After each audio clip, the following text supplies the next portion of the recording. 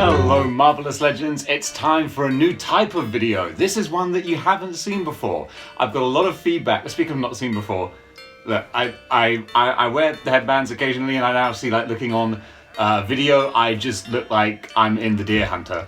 Which I'm fine with, you know, it's like, Diddy Mao! Diddy Mao!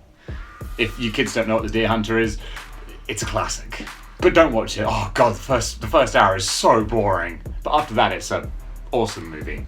Oh, I'm getting a bit echoey. Let me fix that. Okay, that's better. I think I can speak with a more booming voice now and it's not gonna reverberate around the room quite so much. So, as you can see, this has been a really good month of Marvels. This is, oh, you can tell I've been going a little bit stir crazy. I'm like, it's been nearly a year since I've seen my girlfriend. I'm stuck in an attic. Still no sign of what's gonna happen. I need some dopamine. Let's see what's on eBay. And this is what's on eBay.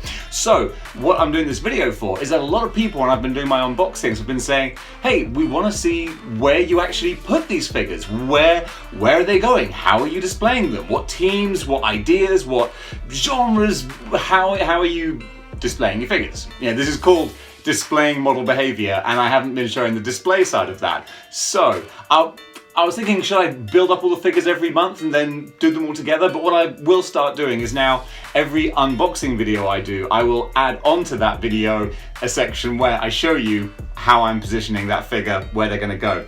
But let's, excuse me, I'm a little bit windy.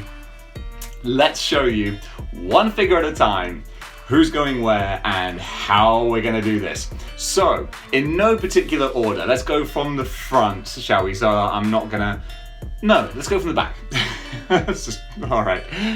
So the first figure is Venomized Captain America. Oh, if you saw my review, you know that I love this guy. He ranks very highly. I can't do a ranking for like this month's figures. Maybe I'll start, but just I've got too many to go through. So let's find a home for Venomized Cap. And here we go. Because he's such an awesome figure, Symbiote Captain America is going to be a front row person right here in the modern shelf. Now we're going to keep it in the Venom sort of category because we're going to Spider-Woman, one of the more recent additions to the set here, and now I know where to put her. I've been doing some research, a little Avengers, West Coast, Force Works. She's going to go in my general Avengers section, so let's find her a home.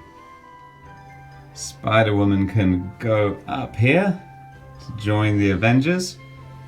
Now it's time to start building the Wild Pack. So first up, we have the original San Diego Comic-Con Raft Sandman before he got all pimped up with the different colors in the hands for the Build-A-Figure. So let's go reunite him with Silver Sable. Sandman can join Silver Sable and Deathlock. So we got a little mercenary squad going on here. And of course you can't have the Wild Pack without Paladin. So yeah, Paladin, I was really happy. I got this figure and then the seller messaged me going, mate, I forgot his gun belt. I was like, oh, dude, why you gotta play me like that? He was like, no, don't worry, I'm sending it straight on to you. I would have never noticed. I would have never noticed he didn't have it until the guy messaged me. What a good brother. So I really appreciate that. And he is gonna go join his friends in the Wild Pack. And then we got his teammate as well. We can just about squeeze Paladin into the corner.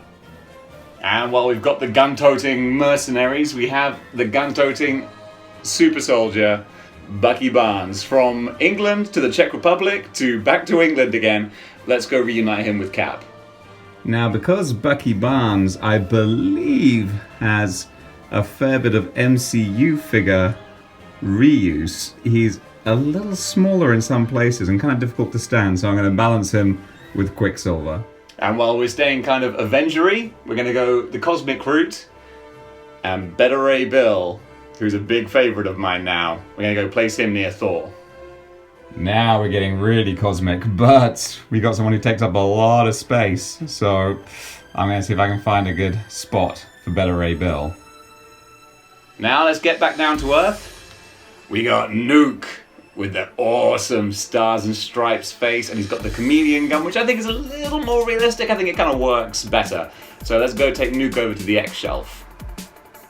Now, being essentially an ex-villain, Nuke can keep Apocalypse and Silver Samurai company here. And coming on down the front, we have all new, all different, green-eyed Spider-Man. It's not really all different, it's just a little bit of green. But still, we're going to put him in the most modern Spidey section right next to Mockingbird.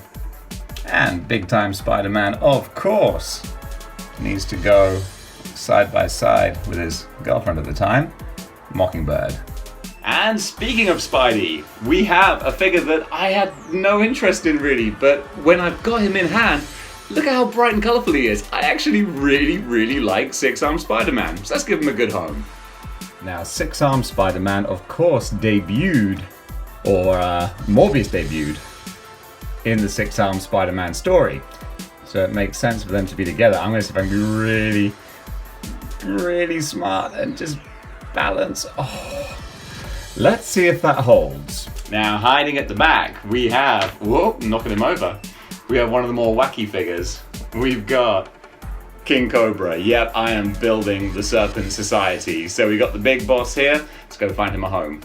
Now we got to see if we have the space for all of our Legion of Losers who are expanding their ranks exponentially. What they lack in ability, they make up for in numbers. And you can't have the boss without the lackeys, so we got Rock Python. Cotton head, cotton mouth, Rock Python. There we go. So actually I'm not sure of the Serpent Society hierarchical structure. Maybe he's not a lackey, I don't know. I ain't gonna read that. Either way, he's gonna look good next to King Cobra. Not far behind King Cobra, we have Rock Python. He might be in a bit of a low stance here. Might need to play around with this so he doesn't get lost behind Orca Venom. But still, oh gosh, it's getting a little crowded in here. Now we got another little Marvel cosmic entry. Genis Bell looking all gorgeous and sparkly. Look at the sun reflecting off of the little dots there. Oh, I love this guy. Let's go pair him up with some of the more cosmic characters. Alright, things are getting very mixed up now because we're going from the gritty streets of the Punisher to outer space with Genis Bell. I am bound and determined to get some new display cases now so I can give some more thought to how these groups work out. Speaking of cosmic, you can't have Genis Bell without Marvel. Gotta keep the Vels together. So this one is an easy pairing. And of course, Genis Bell must be joined by Marvel. Those two look great side by side. Might have to play around with the poses. And of course, one of the biggest new releases, the beautiful, big, bad, bold War Machine. How can you not put this guy front and center with the Avengers? Now they're not by clever design, but more by luck. I think I can do a little Tetris slide here with War Machine. There you go. Last couple now, we have Catwolf leading the way, pointing the direction. I like the pointy finger. When I first saw it, I was like, really? But actually, no. Who else is pointing in my display? No one. And who else are you going to follow but Captain America? Alright, the 90s are jam-packed to the rafters. I need a new display case. But for the meantime, just to give him a home, because he's not Nomad, he's Captain America, he can go in there with Silver Sable and the Mercenaries. And the last three here. First of all, we have what people tend to call Naked Wolverine. I really wanted this figure. I thought he looked great in the packaging. In person, he's not like, I don't love him, but if I can get myself a nice little adamantium tube to put him in, oof, that might look pretty cool. In the meantime, we'll try to find a subtle spot for him on the X shelf. Naked Wolverine, purely for some ease of space, can pop right here next to Apocalypse. And the penultimate guy, who's this fella? Who is this guy? I didn't do an unboxing for him because, well, he's just kind of a random addition. This is the Lex Luthor DC body. I know, DC, but I saw so many people do this. You got the Cletus Cassidy head on the inmate body. The quality of this figure, oof, I'm glad I'm not a DC fan. But at a push to make another figure out of an existing head, I'll take it. So I chucked the Carnage hand on there as well. He's got the tendrils at the back. I think it's kind of fun. I'm very pleased with this. So, of course, he's gonna have to go in the 90s. The maniacal jailbird Cletus Cassidy can park right here behind the Scarlet Spider, who he had plenty of run-ins with. And next to Typhoid Mary. There we go. And finally, it's the Beef. This guy, Death's Head 2. Oof, nailed the name. First time out, finally. Death's Head 2. This is the guy that really kick-started the cosmic obsession, and you got a lot to answer for. So let's go find him a good spot up in the cosmos. And finally, it's lucky he's a big guy, because the cyborg Death's Head 2 can still be seen behind Nuke next to Cosmic Ghost Rider. And that's it for another month, guys. The table is clear and the shelves are full. So I'll check back in with... No, I was going to say I'll check back in and do this again, but I'm not going to do this again. That's the whole point. I'm going to do the shelving display for every unboxing I do. So look forward to the next unboxing, and one by one, these things are going to start to get pretty crowded pretty quick. In the meantime, thanks for joining me on Displaying Model Behavior, and I'll see you next time. If you enjoyed this video, then I'd really appreciate it if you go ahead and hit the like button. And if you really enjoyed this video and you want to see more, then join the 6-1 Clicks by clicking the subscribe button and don't miss a single episode of Model Behavior.